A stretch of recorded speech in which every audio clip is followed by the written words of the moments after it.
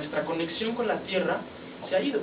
Ahora, esta mujer, Patty, te voy a decir Patty, nos explicó, si tú te quitaras todo lo que traes puesto ahora mismo, te despojaras de lo que tienes material, ¿dónde está el plástico, no? ¿Dónde está el PET color Cloralex en nosotros? Somos orgánicos 100%, ¿no? Esa perspectiva filosófica es de lo que habla, ¿no? Y existen estas dos corrientes. Hay gente que salva el mundo porque tiene la sensación o cree fervientemente que existe esa relación inherente, natural, y que hay que ponerle atención, ¿no? No voy a clavar mucho en eso, como dije. Bueno, las relaciones internacionales como instrumento al servicio de la Tierra. Déjenme compartirles algo que yo sentí cuando iba en los primeros semestres de relaciones internacionales. Una gran duda. Yo no sabía qué era lo que iba a hacer, cómo lo iba a hacer o por qué lo iba a hacer, ¿no? Entonces acá tenemos al pequeño humano que está tratando de parcelar la realidad, ¿no? Vemos problemas, ¿no? Vemos desastres naturales, vemos hambruna, vemos contaminación, vemos guerra, vemos que los modelos de producción no funcionan, etcétera, etcétera. Como internacionalistas, con nuestros buenos oficios y con nuestro conocimiento, dividimos la realidad y atrapamos o de alguna manera abrazamos un problema para tratar de resolverlo. En este caso es lo que yo hago. Yo entiendo que la relación que tenemos con el medio ambiente es fundamental y que hay que tener en mente y en cuenta que mientras más sustentable sea nuestra existencia, mejor va a ser para todos, ¿no?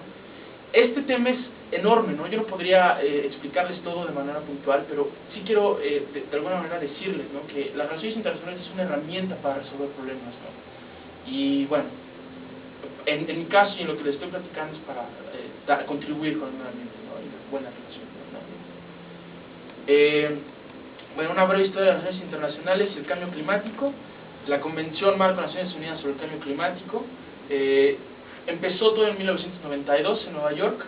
En los 80 fue cuando fue el boom de la cuestión como científica con respecto a los elementos que ya les comenté, el CO2 y todos los elementos químicos que en la atmósfera atrapan y generan el calor, ¿no? Y bueno, la Convención Marco, la relevancia que tiene esta convención es que reconoce que el sistema climático es un recurso compartido, y ese adjetivo que es un recurso compartido es fundamental, ¿no? Y obviamente pues genera la estructura intergubernamental que va a generar que exista un esfuerzo para combatir o mitigar de alguna manera. Y bueno, en virtud del convenio, los gobiernos recogen y comparten información, ponen en marcha estrategias nacionales para abordar el problema y cooperan para prepararse y adaptarse a los efectos del cambio climático.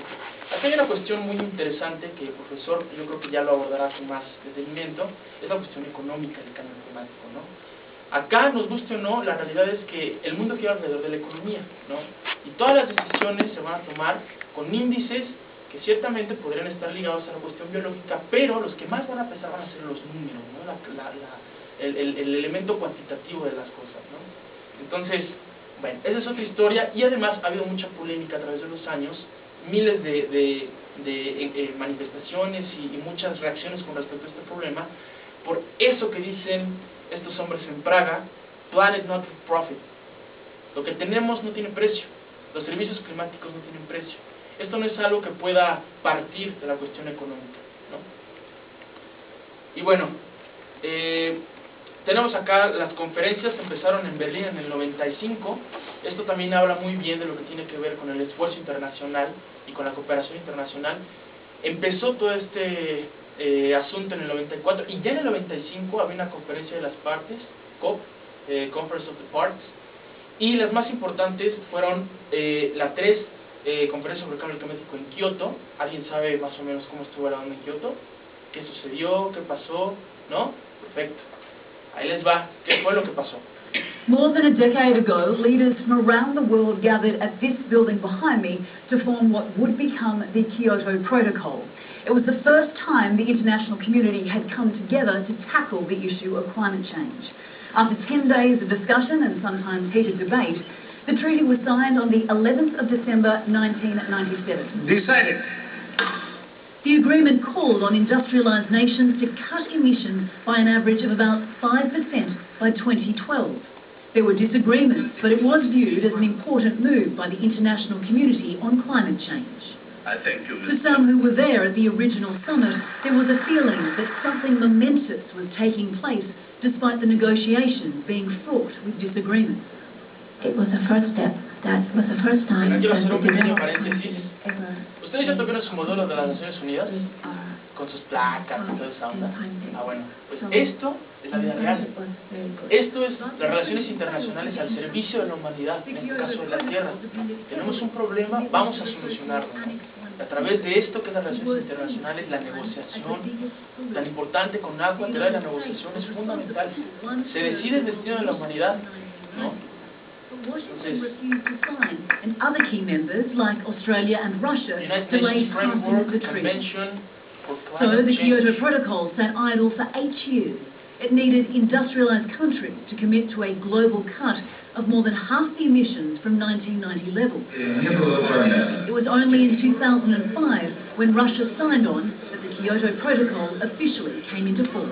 Aquí ya Today, de with alguna manera only 3 explica years cuáles fueron left las on the cuestiones. treaty, the Anexo número 1, EU los is the países más only major importantes. player expected to meet their targets. Y obviamente Estados Unidos no ratificó, es el que contamina más en todo el planeta, no ratificó. Las cuestiones por las que no ratificó pues es enorme. Por ejemplo, ahí China, India, Brasil, ¿por qué no ratificaron? Es una cuestión que muy probablemente el profesor va a ahondar un poco más. ¿Cuáles son el contexto, la coyuntura económica por las cuales esos países no ratifican o en su momento no entran en el protocolo, ¿no? Y bueno, pues aquí ellos ya hablan bastante de lo que pasa, dan sus opiniones. Yo quiero que siga un poco esto para que vean que aparece Calderón, aparece Obama, ahí está Obama, es importantísimo para el mundo. Hay una tendencia ahora a pensar que la cuestión que tiene que ver con el medio ambiente está de moda, ahí está Calderón. Eso está de moda, es una estupidez.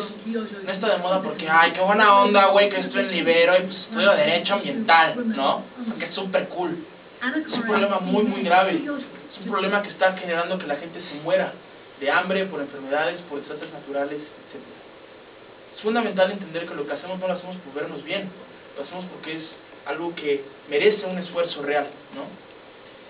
Para tratar de terminar con esto de las conferencias, la conferencia sobre el cambio climático de La Haya también fue muy importante porque Estados Unidos, aun cuando no firmó, tuvo una gran aportación con los famosos carbon sinks, que son los secuestradores de carbono, que es lo que les comentaba de que los sistemas de servicios ambientales, los árboles capturan todo este carbono, ¿no? Entonces lo que se hace es que se crea un mercado de divisas que se les llaman los carbon offsets, ¿no?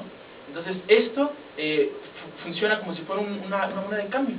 Si yo de alguna manera compruebo que estoy de alguna manera mitigando, o en este caso utilizando los carbon sinks, y estoy atrapando el CO2, se me remunera de manera real, de manera física, ¿no?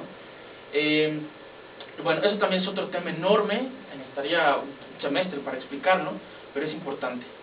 Y bueno, esto también tuvo que ver con la cuestión de los mecanismos flexibles, que será lo que les decía, todos los instrumentos que tenemos para lograr que exista una relación muchísimo más fuerte y muchísimo más consciente con el medio ambiente. El nuevo paradigma de compliance, que es como obedecer, tener la capacidad de decir, bueno, nosotros tenemos un acuerdo que es legalmente vinculante, ¿no? Por ejemplo, muchas organizaciones internacionales como Amnistía Internacional no tiene digamos un documento que legalmente vincule o coercione a los países que violan las libertades o las garantías individuales, ¿no? Por ejemplo, no pueden ir a Cuba y decirle, a ver, déjenlos salir, déjenlos viajar, déjenlos comunicaciones, etcétera. No pueden ir a China y decirles, tengan libertad, ¿no? Hacen recomendaciones, pero Kioto fue